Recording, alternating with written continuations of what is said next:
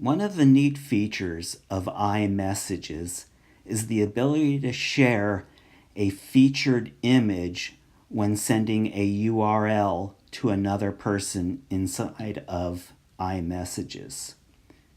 With my website, I've created featured images that are a combination of the web page and an avatar of myself.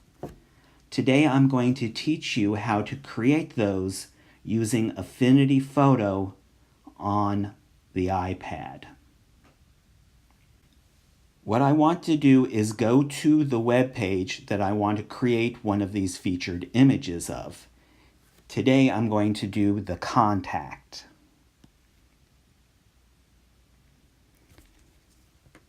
First thing I'm going to do is create a screenshot of this web page.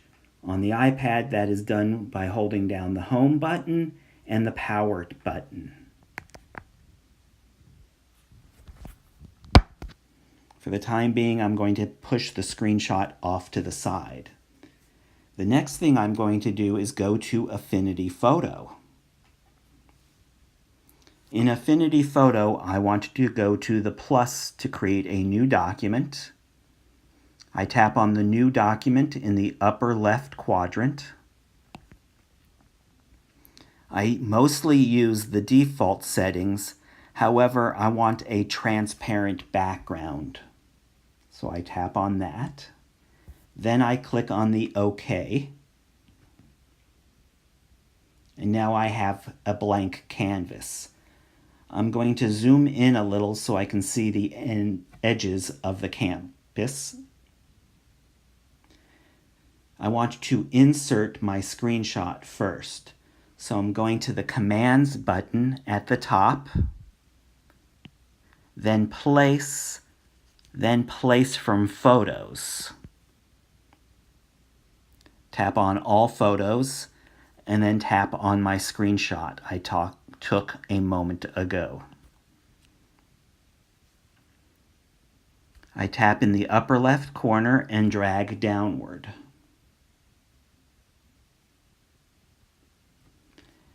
I do not want to include the Chrome of the browser, so I move it upward a little bit so it goes outside the canvas. Requires a little bit of adjust and finesse.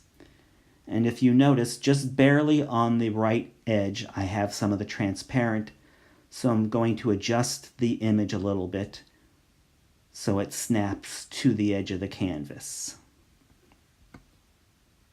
Now I'm going to click off to the side. Now I want to insert the avatar that represents me. That's also an import, so I go back to the Commands button. I click on Place, and in this particular instance, my avatars are in a subdirectory on the cloud, so I click Place from Cloud. I'm going to look for an image that I like.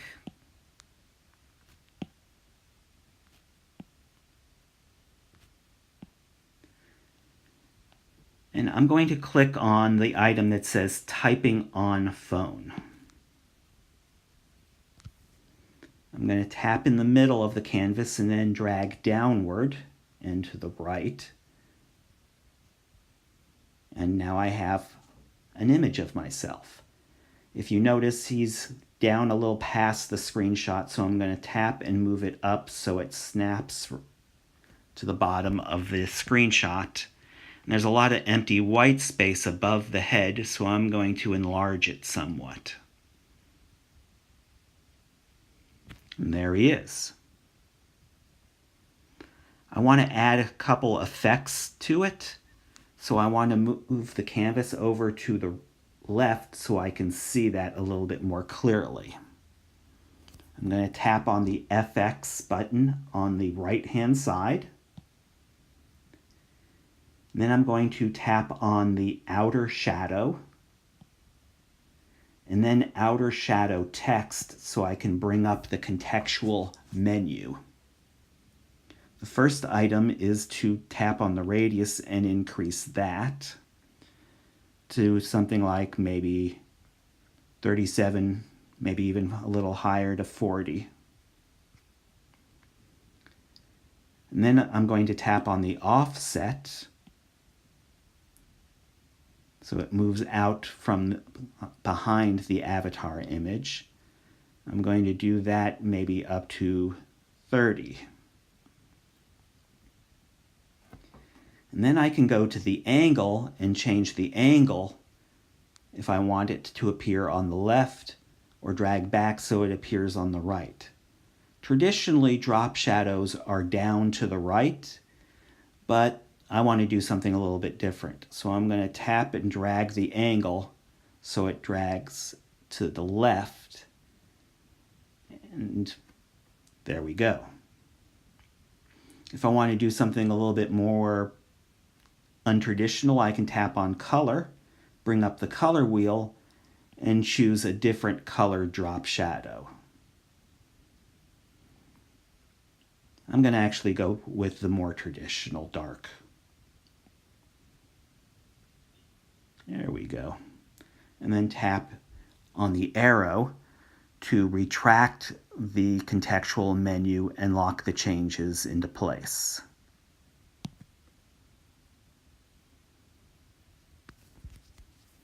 I'm going to move the canvas back so it's centered.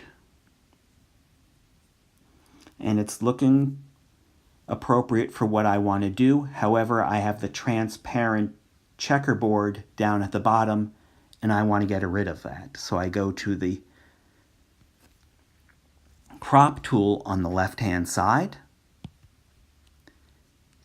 and then I move the crop upward so it aligns with the bottom of the avatar and the screenshot. I tap on the check mark on the contextual menu item at the bottom to lock that into place. I'm going to shrink it down a little bit so I can see the edges. Now I'm ready to export the image.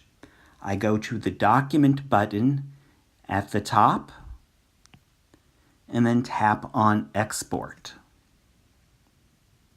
As a default, it goes to PNG.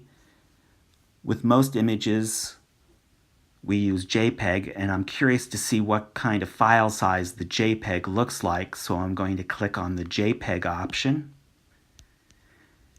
1800 pixel wide is way more than I need, so I'm going to shrink that down. And then change that to, say, 300 pixels wide. And then see what the file size is down at the bottom. 38 kilobytes. I'm going to see if I can reduce the quality, and it'll naturally reduce the file size, but my experience has taught me that when I reduce the file size of a JPEG, all of that white background will start to get a little muddy with artifacts. So I'm going to click on the PNG. Again, it shows a width of 1800 pixels wide, so I want to change that to 300.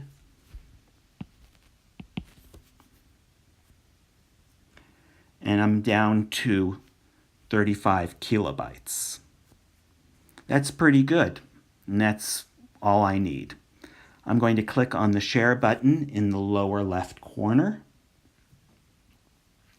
and then tap on Save Image. And it's now saved to my album, so I can then import it into my web page. I hit cancel, and I hope you like this little lesson.